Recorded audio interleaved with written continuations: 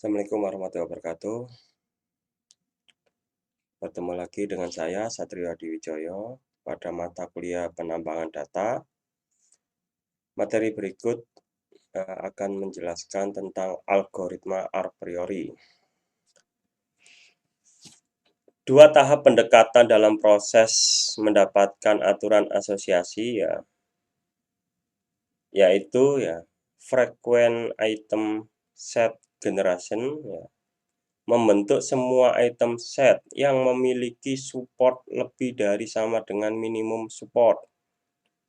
Nah, setelah itu rule generation membentuk high confidence rule dari masing-masing frekuensi item set, di mana setiap rule merupakan binary partisi dari suatu frekuensi item set.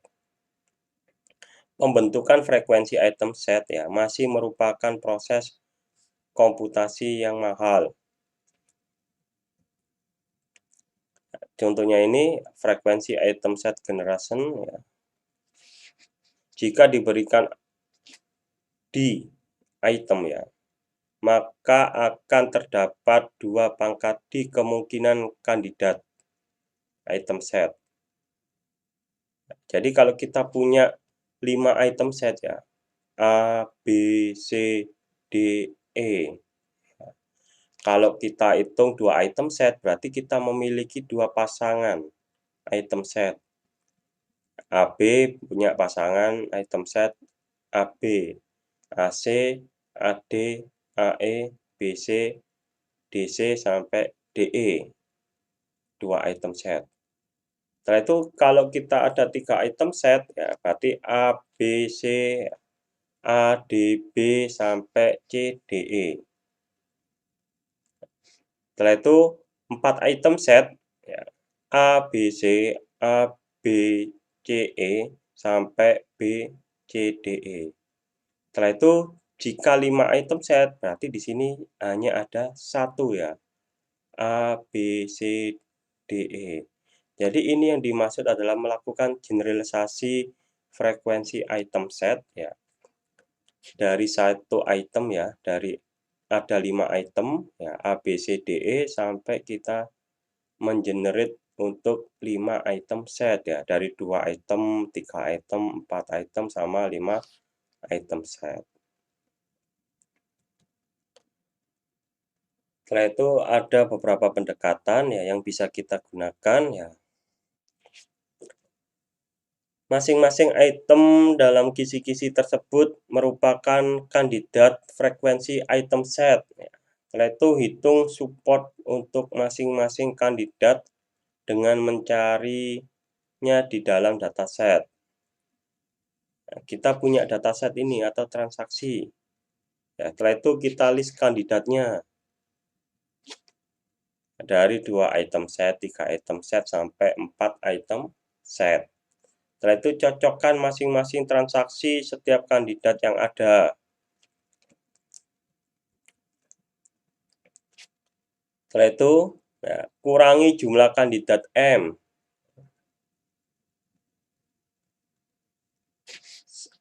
Di sini kalau kita melakukan generate tadi kan mendapatkan M sama dengan 2 pangkat D.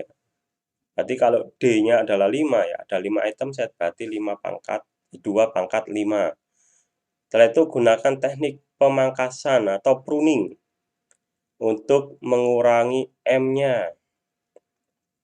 Setelah itu kurangi jumlah transaksi atau N-nya. Kurangi ukuran N saat ukuran dari item set meningkat. Setelah itu kurangi jumlah proses pencocokan NM. Gunakan struktur data yang efisien untuk menyimpan kandidat ataupun transaksi. Tidak diperlukan untuk mencocokkan setiap kandidat dan setiap transaksi yang ada. Setelah itu menghitung atau mengurangi jumlah kandidat prinsip a priori jika suatu item set sering kali muncul maka semua himpunan bagian semestinya juga sering muncul. prinsip a priori memiliki kecenderungan sifat ukuran support sebagai berikut. Nah, semua X merupakan bagian dari Y, maka SX lebih dari sama dengan SY. Support dari item set tidak pernah melampaui support dari subsetnya. Hal ini dikenal sebagai sifat anti-monoton dari support.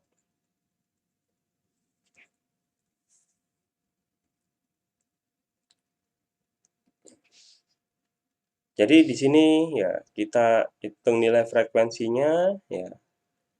Mungkin menemukan nilai dari frekuensi yang tidak ada nilainya atau jarang ya. Atau mendekati 0 jumlah frekuensinya.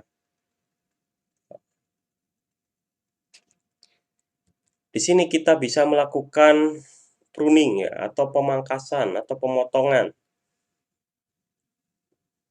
Jika nilainya kecil atau frekuensi datanya 0 atau tidak ada atau jarang, kita potong ya, kita hapus sehingga kita bisa mengurangi generalisasi dari item set ini. Oke, kita pruning ya. Semisal ini ya, AB di sini dia nilai frekuensinya 0 atau enggak ada atau jarang ya. Ini kita bisa melakukan pruning ya atau memotong supersetnya. Oke, setelah itu di sini ya kita punya item set 1 ya dengan jumlah frekuensi ini ya. Semisal kita hitung dengan 2 item set berpasangan, ya ternyata ada nilai yang kecil ya, 2 ini frekuensinya. Roti dan bir, susu dan bir.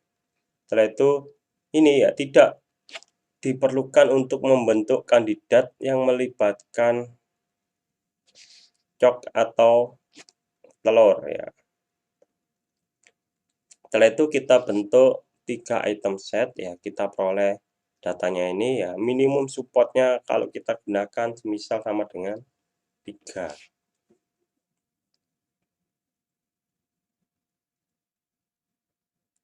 Nah, di sini kita juga sudah melakukan pemangkasan ini ya.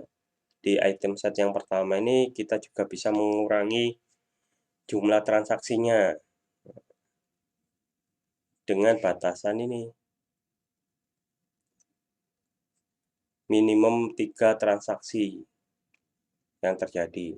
Kita bisa memangkas juga, mempruning atau memotongnya. Di 2 item set juga bisa kita lakukan.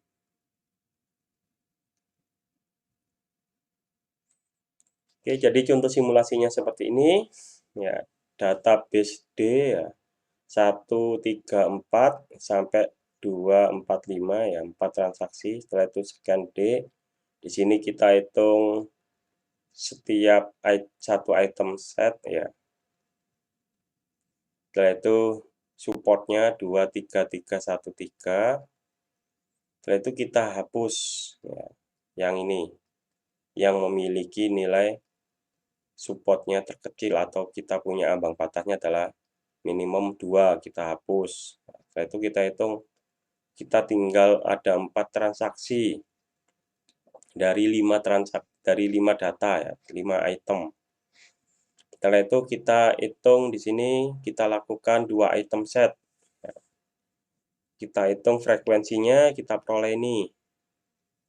Nah, tadi kan kita menggunakan minimum supportnya adalah 2. Sehingga item set 2 item set 1 2 ini bisa kita hapus ya. 1 5 ini bisa kita hapus sehingga kita memiliki 2 item support yang frekuensinya minimumnya 2. Setelah itu kita lakukan lagi ya, menghitung 3 item set. Nah, sehingga kita peroleh nilai supportnya untuk 3 item set sebesar 2. Langkah penggabungan CK dibangun dengan gabungan LK min I dengan dirinya sendiri. Langkah pemangkasan setiap K min I ya item set yang tidak sering muncul ya, atau jarang muncul atau not frekuensi tidak dapat menjadi subset dari frekuensi K item set. Nah, kalau kita lihat basic berikutnya seperti ini.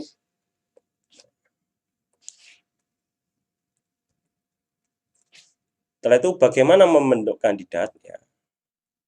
Andaikan item dalam L, K min I terdaftar dalam suatu transaksi. Ya. Langkah pertama adalah self joining ya. LK min I ya. Insert into CK ya. Setelah itu ada seleksi p.item 1, p.item 2 sampai key.item K min I. From LK min I ya, P, LK min I key ya. Sampai di sini ada proses langkah pruning ya, pemotongan.